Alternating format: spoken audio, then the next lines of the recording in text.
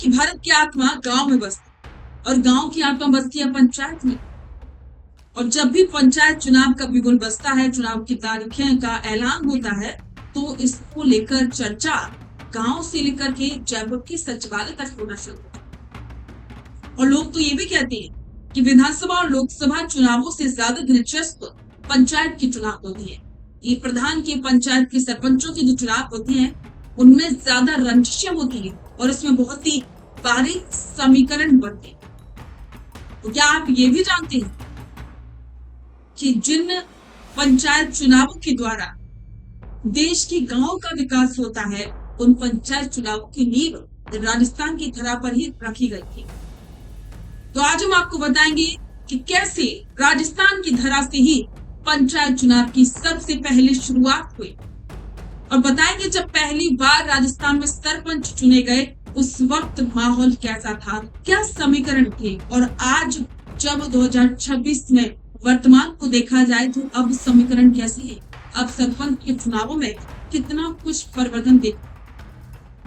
नमस्कार, स्वागत है आप सभी का द फैक्ट इंडिया पर, और मैं हूं आपके साथ पूजा जालौन। तो सरपंच के चुनावों का ऐलान कर दिया है, हाईकोर्ट की तरफ से तारीखों का ऐलान हो चुका है। 31 जुलाई की डेडलाइन तो दे दी है, लेकिन अब भी असमंजस है। लेकिन इसी बीच में आपके मन में सवाल होगा कि पहली बार सरपंच कैसे चुने गए, और ये भी सवाल हुआ कि इस वक्त की समीकरण क्या थे, कि आज की तरह ही बनती थी, कि आज की तरह ही पार्टियों का वर्चस्व होता था, कि आज की तरह ही रंजिशें चलती थी। तो चलिए जानते हैं इस रिपोर्ट में। राजस्थान में पंचायती राज का ऐतिहासिक सफरनामा। राजस्थान पंचायत अधिनियम साल 1953। देश की आजादी के बाद राजस्थान ने अपनी खुद की व्यवस्था बनाने के लिए राजस्थान पंचायत अधिनियम 1953 लागू किया। इसके तहत गांव में ग्राम पंचायतों की स्थापना की शुरुआत हुई, लेकिन तब तक इन्हें संवैधानिक मजबूती नहीं मिली। नागौर से ऐतिहासिक आगाज 2 अक्टूबर 1959। ये वो ऐतिहासिक दिन था जब भारत के तत्कालीन प्रधानमंत्री पंडित जवाहरलाल नेहरू राजस्थान के नागौर जिले के बगदरी गांव पहुंचे। यहाँ उन्होंने दीप जलाकर देश के पहले त्रिस्तरीय पंचायती राज का उद्घाटन किया, और इसके बाद राजस्थान पूरे देश में इसे लागू करने वाला पहला राज्य बन गया। पहले लोकतांत्रिक पंचायत चुनाव साल 1960।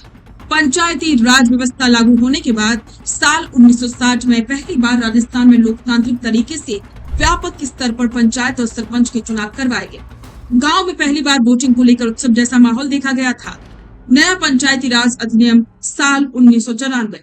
संविधान के 73वें संशोधन 1992 के बाद राजस्थान ने राजस्थान पंचायती राज अधिनियम 1994 पारित किया। इसके तहत राज्य चुनाव आयोग का गठन हुआ और हर 5 साल में अनिवार्य रूप से चुनाव करवाने, महिलाओं को आरक्षण देने और सरपंचों को वित्तीय अधिकार सौंपने का रास्ता साफ हुआ। अब थोड़ा सा पीछे चलते हैं और बात करते हैं उस दौर की जब पहली बार राजस्थान में सरपंची के चुनाव शुरू हुए थे।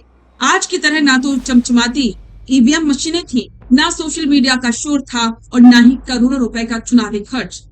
शुरुआती दौर में कई गांवों में तो सरपंच का चुनाव सर्वसम्मति यानी कि बिना किसी विरोध के आपसी रजामंदी से चौपाल पर ही कर लिया जाता था, जिसे निर्बाध निर्वाचन कहा जाता था।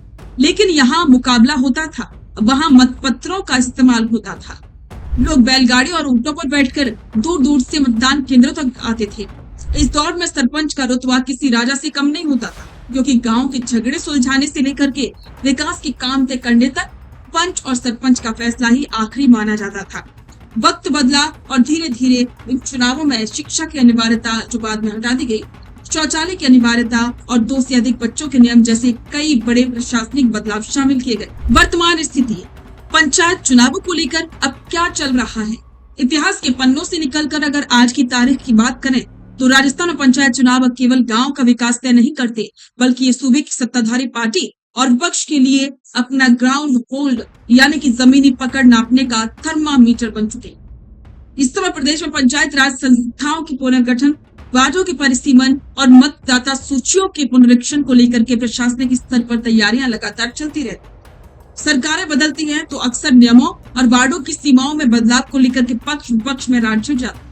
बीजेपी और कांग्रेस दोनों ही दल इन ग्रामीण चुनावों को सेमीफाइनल की तरह लेते हैं, क्योंकि जो पार्टी सबसे ज्यादा जिला प्रमुख और प्रधान बनाने में कामयाब होती है माना जाता है कि आगामी विधानसभा चुनाव में उसका पलड़ा भारी रहेगा।